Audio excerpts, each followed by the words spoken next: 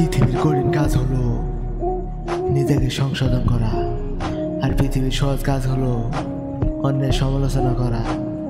অন্যের সমালোচনা তো তারাই করে যারা নিজেরা কিছু করতে পারে না। যারা কিছু চেষ্টা করে তারা কখনো অন্যের সমালোচনা করে না।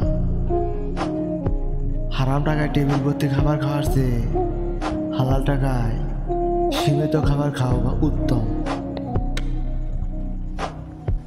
এই পৃথিবী সবাই ঠকালেও আল্লাহ কখনো আপনাকে ঠকাবেন না। চিৎকার করে কখনো নিরুদ্দেশ পালন করা যায় না, মাঝে মাঝে চুপ থাকতে হয়। কেউ ভুলে যায় না, প্রয়োজন ফুরিয়ে গেলে এমনিতেই কেউ খোঁজ রাখে না।